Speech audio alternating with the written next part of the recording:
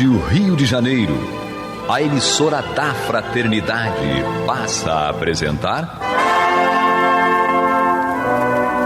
Luz na Penumbra, programa que leva ao seu coração a mensagem da doutrina espírita.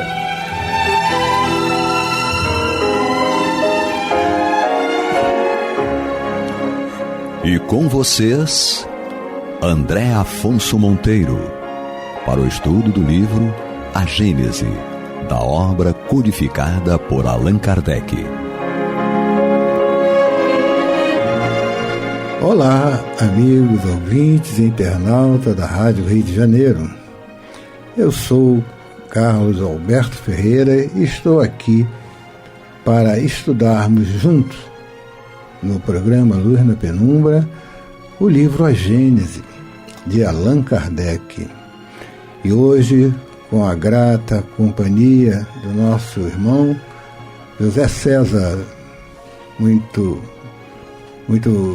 bom ter o César conosco, lá da nossa casa, Centro Espírita Leon Denis, e colaborando aqui conosco aqui na rádio.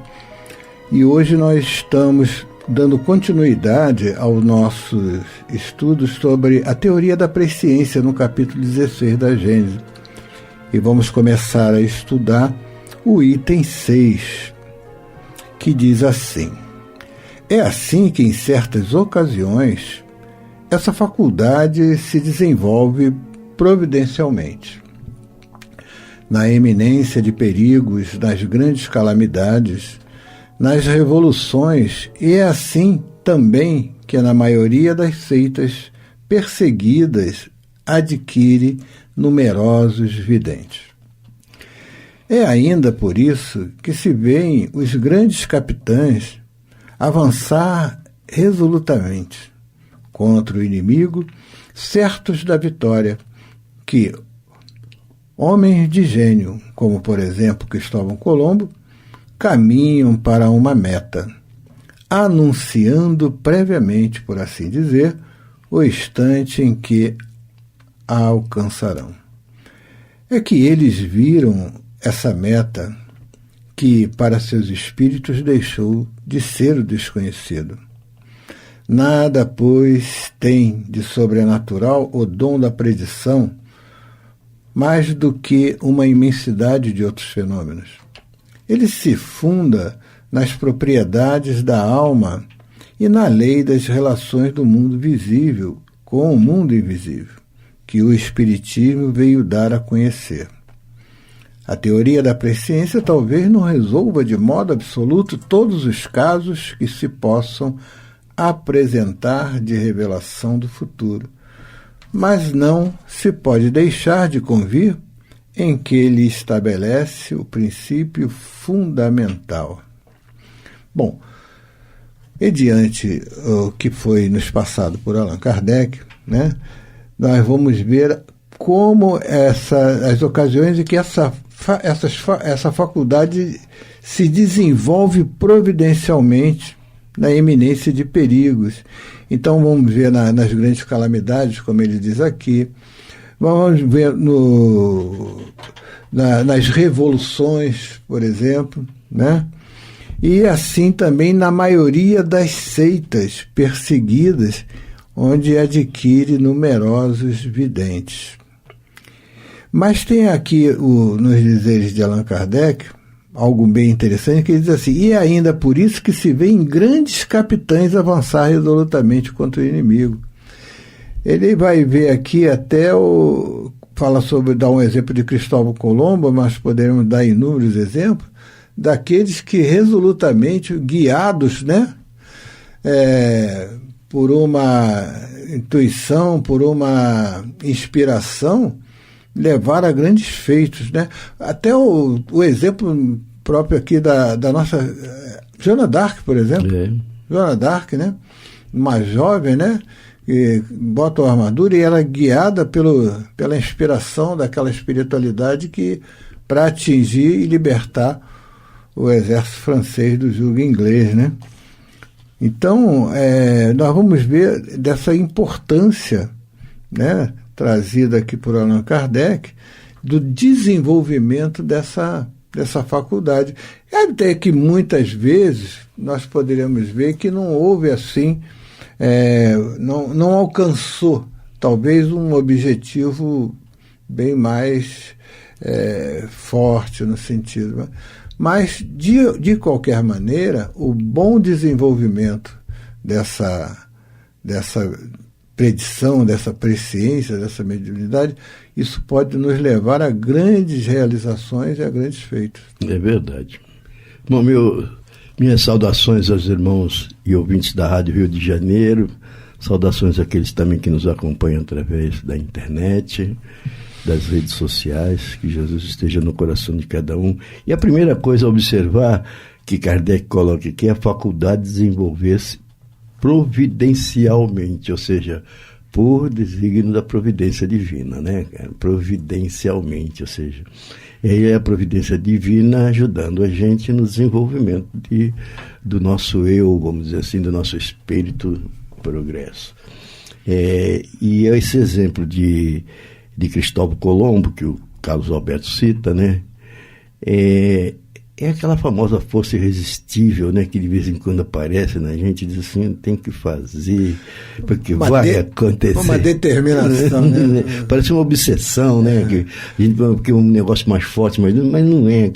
Fica martelando em você, eu tenho que ir, eu tenho que fazer, porque vai resultar em alguma coisa e eu estou programado para isso, e aquela programação está ali, firme na gente, né? Ela talvez, como diz aqui no nosso item estudado, ela não resolva toda essa forma de mediunidade, de pressentimento, de coisa e tudo mais. Mas ela vem colaborar de alguma maneira com o nosso entendimento sobre o que a gente pode passar. E é como a gente dizia, nós não somos médios, mas a gente tem sempre alguma coisinha. Porque Kardec coloca o pressentimento, coloca a intuição como fatores mediúnicos. E quem de nós não teve pressentimento, quem de nós não teve nunca intuição? Então somos todos médios. Naquele grau qualquer. Não é aquele grau qualquer, mas somos. Agora, o que depende de nós? É ver qual é o grau que eu estou, né, que eu tenho condições de tê-lo e desenvolvê-lo para melhor atender meu próximo, porque é isso que Deus espera de mim. Não é? Bem colocado. É isso que é necessário. Eu preciso conhecer-me a mim mesmo. E essa determinação, César, nós vamos vendo, né, vários exemplos de espíritos que eram determinados naquilo que eles faziam. Nós vamos ver Saulo, né? Era um espírito determinado, depois Paulo, né? A determinação, por isso a sua missão, né, de levar o evangelho ao gentio, né? Uma missão que foi dada a ele, que poderia se dizer naquela época, poderia se dizer que era impossível. Né? É verdade. Mas só foi facultada pela determinação desse espírito.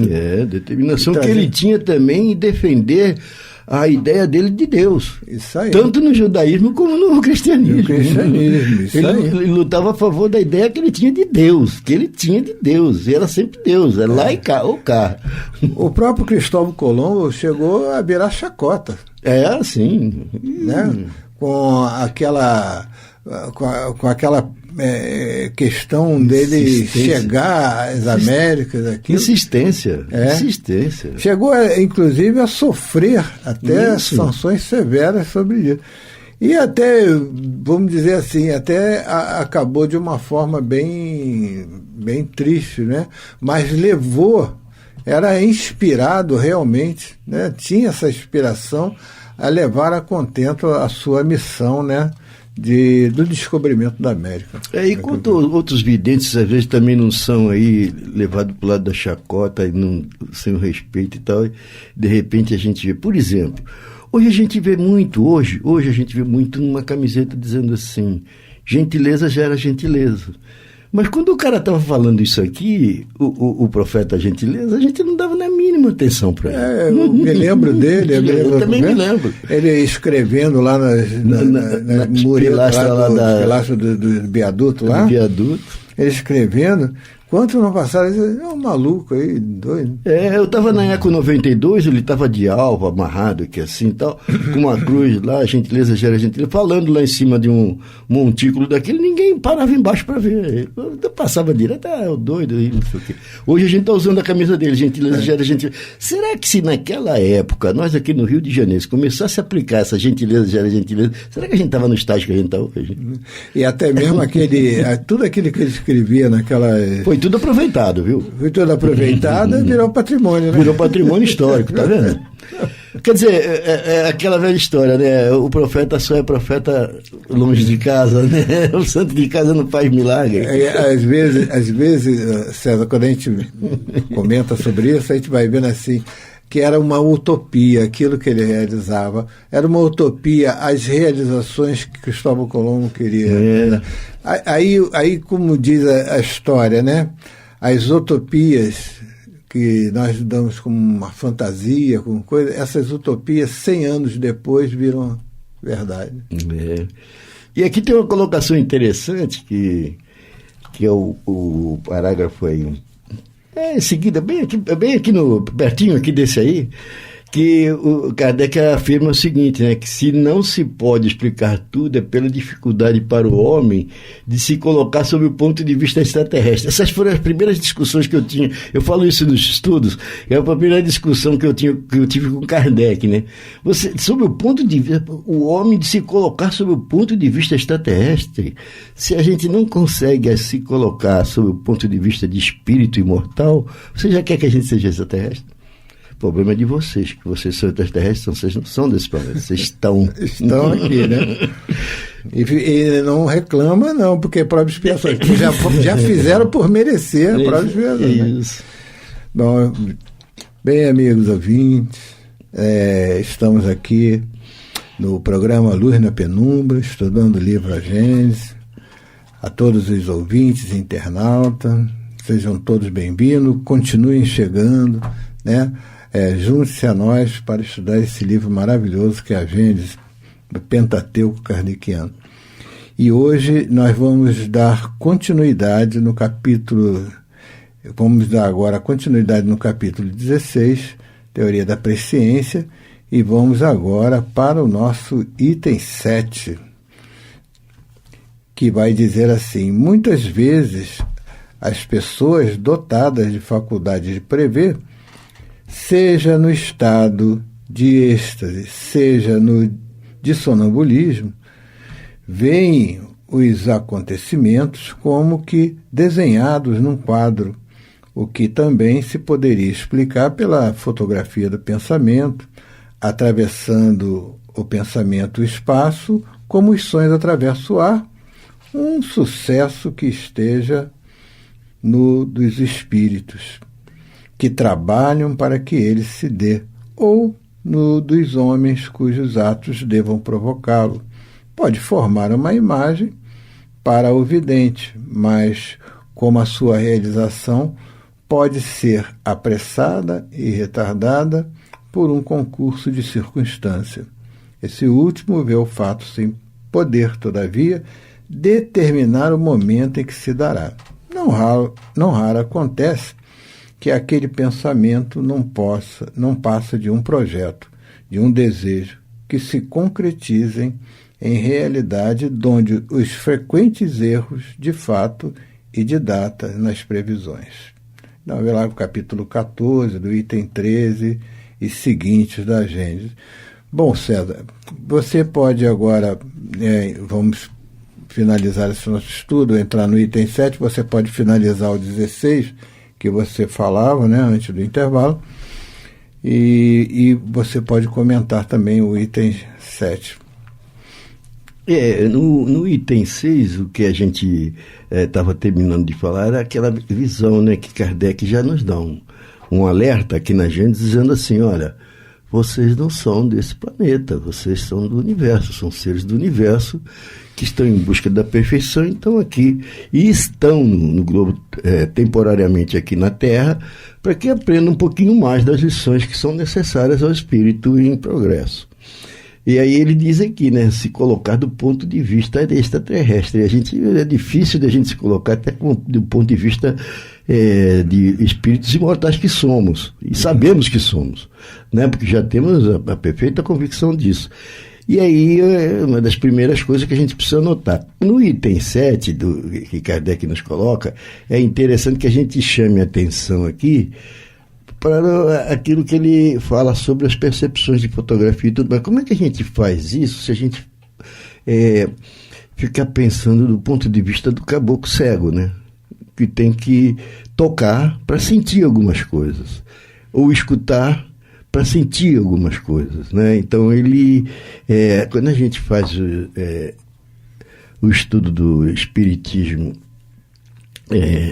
na arte, eles chamam atenção para algumas pessoas que têm a percepção de, através dos sons, sentir a cor dos objetos com que ele está se comunicando. Então você vê que percepção pode ter o espírito imensa, né?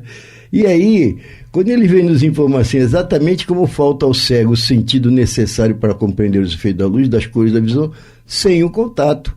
Ou seja, se você não estiver preparado, não se abrir para essas coisas, para essas questões, e não tiver com a tua sensibilidade aflorada, você não vai sentir nunca nada e vai dizer assim, eu sou um médio de pedra.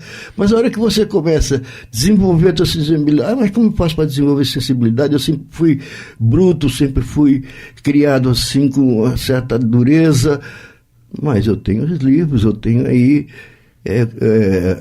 o Espiritismo na Arte, de Leon Denis, que é muito bom o livro, e vai desenvolvendo um pouco, então é assim que eu tenho que enxergar, é assim. Tudo faz parte do exercício para que você... Tudo é aprendizado, né? Possa entrar nessa vibe que Kardec está nos orientando. Olha, são difíceis a gente ver livros que nos orientem dessa maneira, tá? Até porque, eu vou te falar, isso é orientar para a vida e para uma vida melhor. Para nós, no sentido de dizer assim, eu estou mais equilibrado hoje, me entendo mais, de que é engraçado que na porta de Delfos, né, do oráculo de Delfos, ele não está só escrito assim, conhece-te a ti mesmo. Ele diz assim, conhece-te a ti mesmo, e ele não, conhecerás o mundo, aliás, o universo, o mundo e o mundo em que vives. Conhecerás a divindade e entenderás que tudo aquilo que tu procuras fora de ti, tu encontrarás dentro de ti mesmo. Por isso que está escrito lá, esqueci. Conheça-te a ti mesmo, mas tem uma série de coisas ali ainda, entendeu? Para que a gente possa entender que tudo que a gente quer conhecer a gente pode procurar dentro de nós, porque a gente tem uma vida, né? Comentando a questão 919 do livro dos Espíritos, né? Conhece-te a ti mesmo. Conhece-te a ti mesmo. É muito interessante que a gente estude a Gênese nessas questões da teoria para a gente poder conhecer um pouquinho de nós. Olha aqui, essa faculdade inerente ao estado de espiritualização. Então, se eu tenho espiritualidade desenvolvida o suficiente, posso ter determinadas predisposições a ter presença de algumas coisas, de alguns caminhos. Quantas vezes a gente já não vinha, por exemplo, vamos vir para a Rádio Rio de Janeiro, aí alguma coisinha diz assim, não vai pela linha amarela não, que está meio complicado, vai aqui pela Avenida Brasil, entra lá, porque não está menos complicado, e aí a gente é cisma e vai pela linha amarela, e chega lá, está complicado mesmo, bem que eu recebi aquele aviso. A gente entra naquela questão, intervenção dos espíritos nos acontecimentos da vida. E a gente pôde perceber isso, né? E às vezes a gente não dá a mínima. Então chega e a gente resolve. Olha, eu costumo também dizer na Gênese que, graças a Deus, os nossos anjos da guarda são preparados como os nossos irmãozinhos de 4 patas em casa, tá? Olha, para perdoar igual eles, não tem igual, sabe? Eles tu chuta, eles vão para lá, mas quando você chama, eles estão do teu lado, abanando o rabinho e tal. Os nossos anjos de guarda é a mesma coisa. Você quer que ele esteja do teu lado? Pede que ele estará. Mas se você também não fizer questão, ele também não faz questão, não, ele fica lá quietinho, mas você chama, ele volta, ele não tem problema nenhum. Está ali para te guardar. Esses espíritos são fabulosos, né? Deus sabe o que faz, né, Carlinhos? Ele não nos deixa, né? Aguarda o momento certo para que eles possam Então a gente vai vendo aqui no item 7, né, que essas faculdades dotadas de prever, seja no êxtase, né, que é a emancipação da alma num sentido mais profundo, né, o sonambulismo, e veem os acontecimentos com que são desenhados num quadro, né, ou seja, que muitas vezes nós vemos como se tivesse uma tela praticamente mostrando para a gente alguma coisa que devemos nos precaver diante daquilo. Como você falou mesmo, né? Até num sentido em que a gente recebe dos espíritos uma orientação. Mas os espíritos estão interferindo aqui, que agora eu estou dirigindo ali a maneira. Os espíritos, eles interferem na nossa vida, nos acontecimentos da vida, como eles também eles têm a intervenção na vida corporal nossa, entendeu? Então, depois daquela questão 459 do Livro dos Espíritos, que é basilar, né, uma questão clássica, a partir daquela questão, meu irmão, você não vai duvidar que estamos acompanhados por uma nuvem de testemunhas. Uma outra coisa que nos chama atenção aqui é do irmão na montanha, né? Então você, com a espiritualização, você sobe de patamar, consequentemente você está aqui, aquele que está na montanha vendo aqueles vários caminhos lá embaixo, pode prever o caminho de todo mundo. Quanto mais isso acontecer, mais eu posso ter condições. Então, eu não sou aquele cara que estou ali inerte. Eu vim para esse mundo, não sei o que eu vim fazer, não sei. Não, tem sim o que fazer. Você tem suas predisposições. Nós temos as nossas broncas, mas também nós temos as nossas virtudes, claro. E é isso que nós precisamos desenvolver, né? É isso mesmo. Você está com toda a razão. E agora nós vamos chegando ao final de mais um programa, Luz na Penumbra, estudando esse livro A Gênese de uma forma tranquila, uma forma bem acessível, né? Leve, porque é leve como a doutrina espírita, né? Deve ser, né? Então, a todos os nossos amigos ouvintes, internautas, um grande abraço a todos, paz em seus corações, ao amigo César, que aqui esteve colaborando conosco nesse trabalho. César, muito obrigado. Eu que agradeço, um abraço a todos os ouvintes da Rádio Rio de Janeiro. E que Deus abençoe a todos nós. A todos nós. Paz e bem. Assim seja. Você está ouvindo o programa Luz na Penumbra.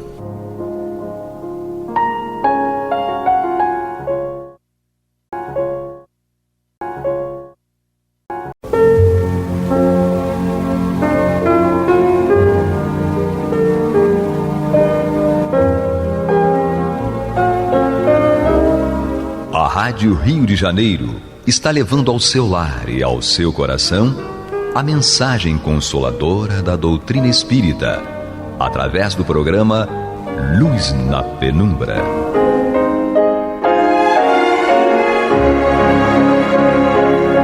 E agora com vocês, Nádia do Couto Vale, para comentar o céu e o inferno ou a justiça divina segundo o Espiritismo, da obra codificada por Allan Kardec. Amados e amadas ouvintes internautas, que a paz de Jesus permaneça conosco hoje e sempre. Nós continuamos o estudo desta obra, estamos estudando juntos, aqui na segunda parte, o capítulo 4, em que o nosso querido Allan Kardec, codificador da doutrina espírita, nos apresenta, nos convida a acompanharmos juntos a trajetória de espíritos que ele classificou como espíritos sofredores. Nós já estudamos algumas trajetórias, portanto, alguns espíritos assim classificados como sofredores, e estamos agora estudando a trajetória do espírito Claire. Nós já vimos que Claire deu várias comunicações. Na primeira comunicação, revelou-se um espírito que se faz de vítima pela autocomiseração. Ela diz: eis-me aqui a desgraçada Claire, que queres tu que eu diga? Referindo-se então, ou dirigindo-se ao médium. E então ela diz que a resignação, a esperança não passam de palavras. Ela diz que são inumeráveis essas palavras como pedras da saraivada. Os sofrimentos perdurarão na sucessão interminável dos séculos. Esta percepção do tempo, de que o sofrimento é eterno, não só é uma desinformação do espírito, porque nós espíritas sabemos pela codificação que não há penas eternas, portanto não há sofrimentos eternos.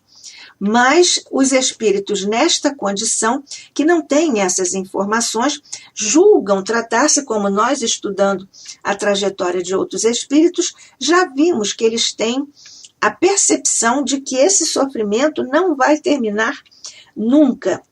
Portanto, o espírito Claire desdiz da esperança e da resignação, porque julga a eternidade dos sofrimentos que está atravessando. E também revela a incredulidade. Não tinha religião, possivelmente, ou então talvez tivesse uma informação e uma prática muito superficial, epidérmica, das mensagens morais e de esperança da religião, qualquer que seja. E então ela se revela descrente, incrédula. Onde encontrar coragem e esperança para isso, para que o sofrimento não fosse eterno, ou pelo menos que ela se libertasse daquela situação, daquele quadro íntimo de desesperança. E então ela se dirige de uma forma, digamos, grosseira para o médium. Procura, pois, inteligência obtusa, assim quase que num xingamento para o médium, compreender o que seja um dia eterno. Nós já passamos aqui, estamos apenas recapitulando, lembrando que falamos aqui sobre a forma como Platão trabalha ou nos legou o conceito de eternidade como sendo inabordável para nós, porque humanos temos princípio e não teremos fim. Mas a eternidade é um conceito, além disso, não tem início e não tem fim. Então, mas ela admite Deus. A Claire diz que aqui ele fala em Deus. Sei que acima desta miséria reina o Deus Pai, para o qual tudo se encaminha. Ela tinha essa informação, mas ela não tinha desenvolvido as posturas de ir além da crença para a prática, para praticar no seu coração, no seu psiquismo profundo, a realidade de que o Deus Pai reina, sim, por sobre todas as misérias, todos os sofrimentos humanos, e ela aqui diz, para ele, para Deus, tudo se encaminha. E, além desta primeira comunicação, o nosso estudo agora nos encaminha para a segunda comunicação de Claire. Essa comunicação de Claire nos fala sobre remorso, sobre arrependimento. Nós aprendemos aqui pela codificação, pelo trabalho magnífico de Allan Kardec, naturalmente com as informações dos espíritos superiores que estavam trabalhando junto a Kardec, e nós já aprendemos que o remorso e o arrependimento são passagens obrigatórias para a redenção do espírito, para a superação e, sobretudo, justamente por isso, que é muito didática a necessidade de o espírito se arrepender e ter remorso, para que ele então possa partir para se corrigir.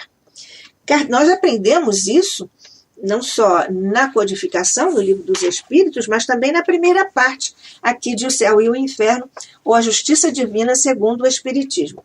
Em O Livro dos Espíritos, por exemplo, na pergunta de Kardec, que tomou o número 1007, aos espíritos orientadores da humanidade, eles respondem ao nosso querido codificador. Ele perguntou: haverá espíritos que nunca se arrependem?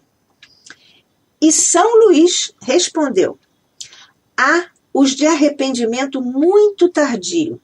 Porém, pretender-se que nunca se melhorarão fora negar a lei do progresso e dizer que a criança não pode tornar-se homem. Então, nós vemos aqui que é uma oportunidade que Deus, nosso Pai, não se cansa de abrir em janelas ao longo das nossas encarnações para nós nos redimirmos, nós nos corrigirmos a nós mesmos. Então, nesse particular, nós vemos aqui o remorso e o arrependimento. Nós vamos, sobre este assunto, recorrer mais uma vez à nossa querida mentora Joana de Ângeles, que, através da psicografia de Divaldo Franco, em sua obra Desperte e Seja Feliz, nos fala sobre o arrependimento. E ela, nossa mentora querida, nos diz: arrepender-se é abrir-se para o bem. Quando descubras que erraste, de imediato recomeça a ação reparadora. Além das palavras que pedem desculpas e perdão, a atitude de recomposição dos danos, reparando o mal praticado de forma que permaneçam os resultados felizes, é o passo a seguir.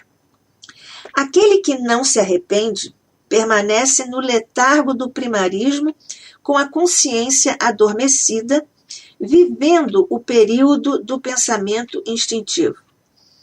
Nele predominam os atavismos da fase inicial de que ainda não se libertou ou que prefere não superar. Conhecendo a realidade, aqui a mentora coloca a realidade com letra maiúscula, ou seja, conhecendo a realidade, cultiva a coragem de identificar o erro, de te arrependeres dele e, ato contínuo, repará-lo. Com a mente elevada às fontes sublimes da vida, fruirás emoções e pensamentos ideais que te auxiliarão a não errar. Mas, se tal acontecer, eles ajudarão a te arrependeres e te recompores, reparando qualquer mal que hajas infligido, liberando-te, assim, da culpa. E ela ainda nos fala sobre o arrependimento sincero, constituindo elevada conquista do sentimento humano. É por isso que nós recorremos à querida mentora, nesse capítulo Arrependimento e Reparação, porque a nossa querida Claire, esse espírito aqui sofredor, nos fala sobre isso, nesta segunda comunicação que nós agora vamos partilhar. Diz ela: a minha desgraça aumenta dia a dia, proporcionalmente ao conhecimento da eternidade. Ó miséria! Malditas sejam as horas de egoísmo e inércia, nas quais, esquecida de toda a caridade, de todo o afeto, eu só pensava no meu bem-estar. Vejamos aqui, numa tentativa de abordagem aos traços personológicos do espírito Claire, nós vemos que ela já lamenta, já faz um exercício, ou já fez um exercício de autoconhecimento. Já reconheceu que foi egoísta, já reconheceu a inércia, ou seja, ela não fazia nada que fosse construtivo em seu próprio benefício, o que significa ajudar o outro, porque é uma forma de nós também nos educarmos como espíritos imortais e naturalmente nos tornarmos leves, felizes.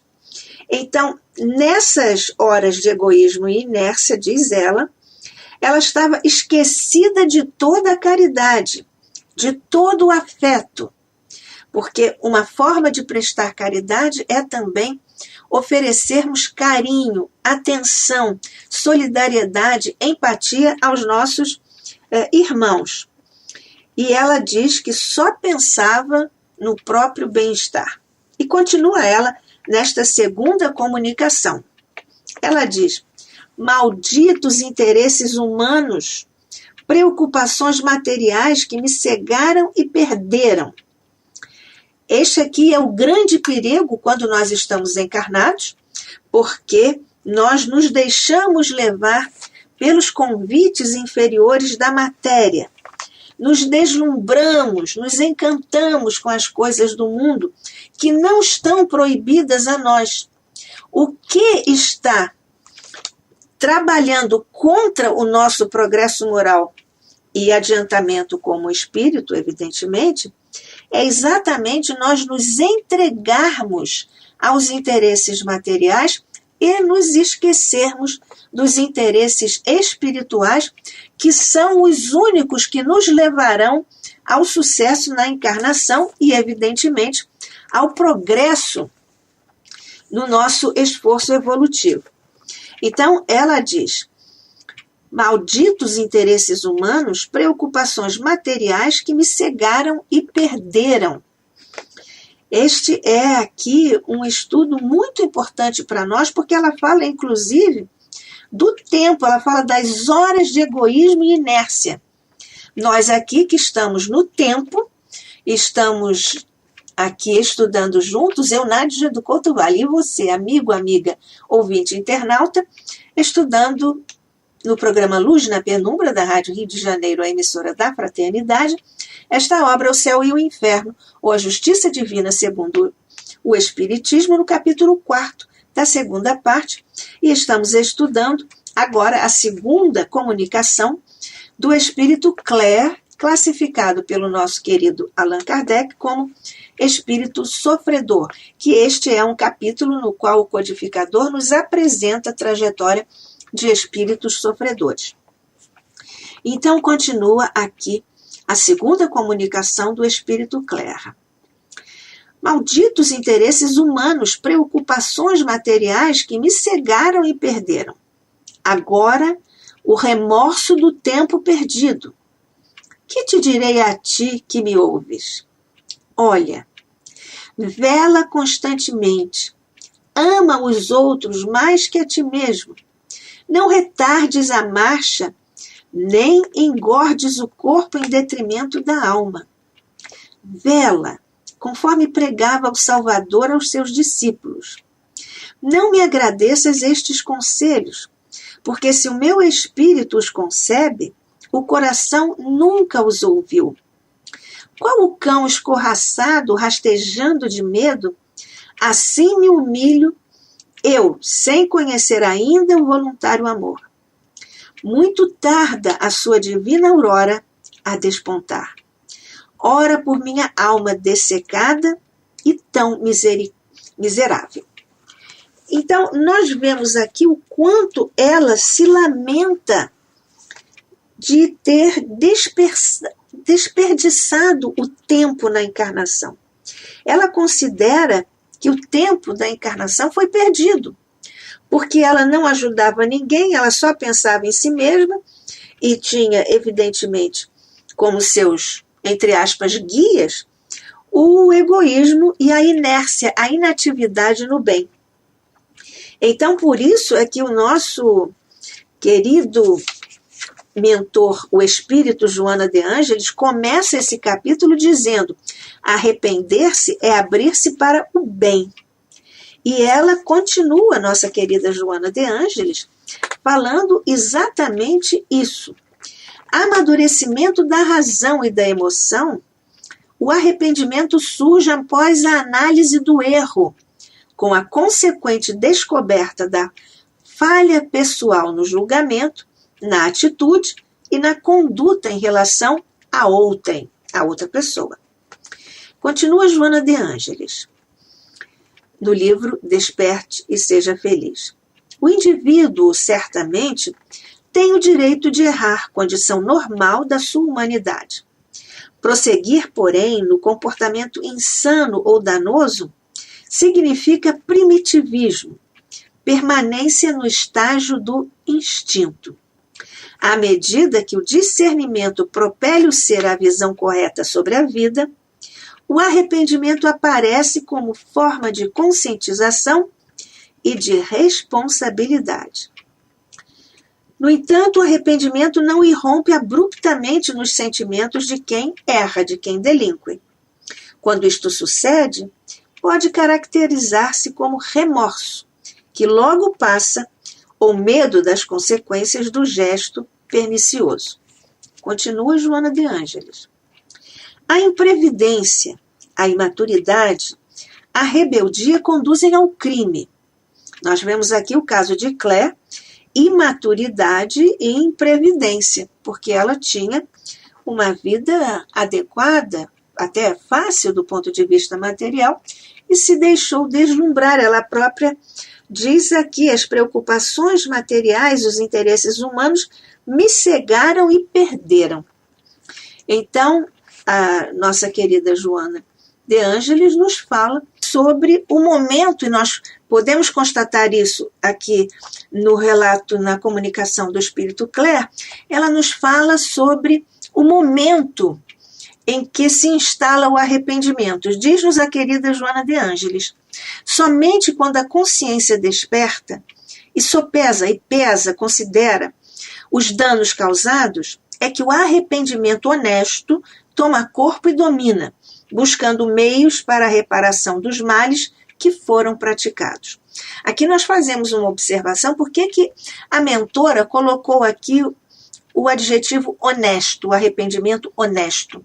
Porque mesmo aqui, no Céu e o Inferno, a Justiça Divina segundo o Espiritismo, o nosso querido Kardec nos alerta para o fato de que, às vezes, os espíritos encarnados ou desencarnados dizem que estão arrependidos e até sentem-se mesmo arrependidos, mas não é honesto, ou seja, não é pelo ato praticado errado que está se dando esse arrependimento.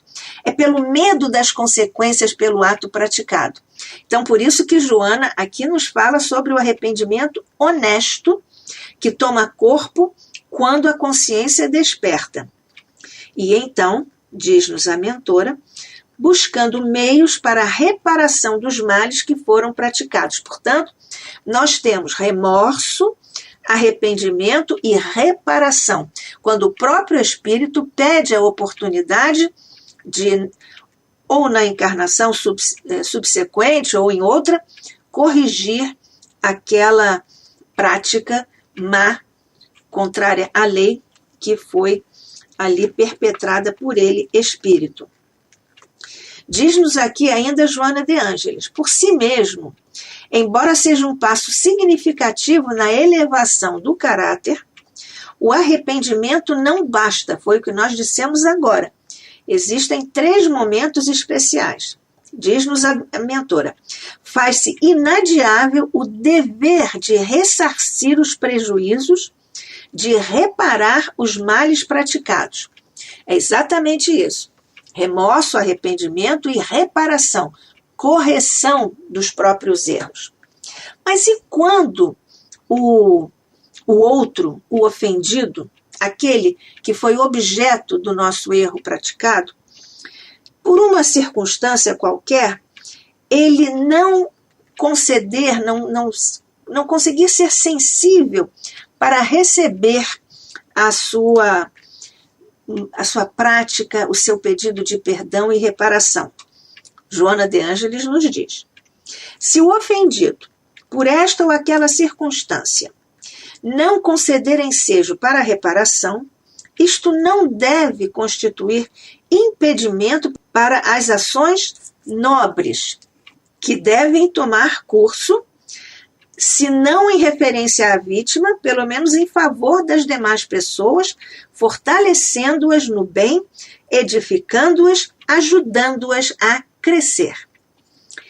Esta é uma lição importantíssima para todos nós, para nós estarmos vigilantes. Jesus nos disse, nos ensinou, nos advertiu e nos conclamou a nós nos vincularmos à verdade, a não errarmos, porque nós teríamos que pagar, na expressão do Evangelho, até o último ceitil, diz-nos o Mestre querido em o Evangelho segundo o seu augusto coração.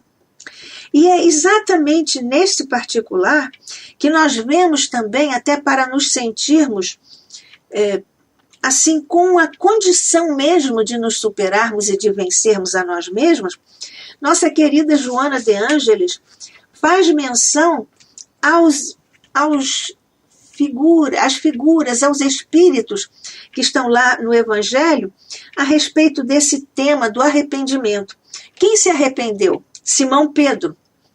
Diz-nos ela, negou conhecer Jesus, mas arrependendo-se, entregou-lhe toda a existência a partir daquele momento. Maria de Magdala vivia na luxúria e na licenciosidade, mas arrependeu-se quando conheceu Jesus e renovou-se. E nesse caso, ela se reparou, tomada pela lepra, os males que fizera a si mesma. Zaqueu é outra figura, outra personalidade do Evangelho, o cobrador de impostos, que escorchava as suas vítimas com taxas altas, extorquia. Arrependeu-se Zaqueu e, após o contato com Jesus, recuperou-se, tornando-se exemplo de abnegação e de bondade. E fala ainda nossa querida Joana de Ângeles em Judas Iscariotes. Após trair o grande amigo de luz, que é Jesus, arrependeu-se e, sem estrutura moral, enlouqueceu, arrojando-se ao suicídio infame. Mas todos sabemos que esse espírito iluminado, já após muitas encarnações de grandes expiações e sofrimentos, como Joana d'Arc, salvadora da França, rainha da França, protetora da França, continua trabalhando em nome de Jesus na sua seara, na seara do Mestre da Luz. Que a paz de Jesus, que o estímulo de todos esses espíritos que se arrependeram e se corrigiram, nos alimentem, nos estimulem para não errarmos mais, mas se errarmos, podemos seguir a trilha do remorso, do arrependimento e da corrigenda, da correção, da reparação do erro praticado. Que a paz de Jesus permaneça conosco hoje e sempre. Que assim seja.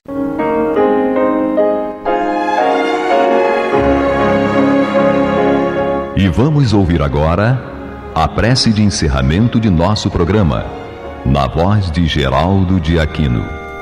Jesus, dá-nos coragem para a luta, piedade para os insultos e misericórdia para as injustiças e ingratidões.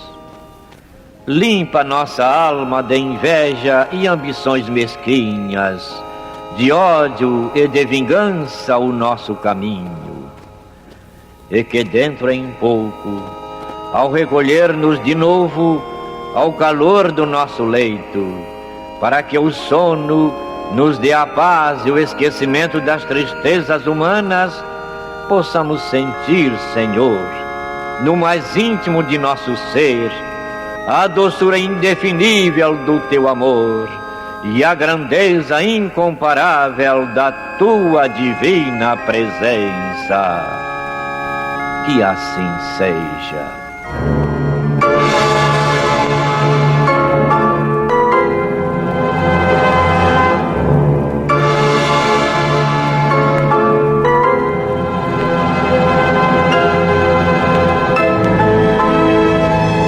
Acabamos de apresentar o programa Luz na Penumbra, e voltará a ser apresentado amanhã às 21 horas nesta emissora.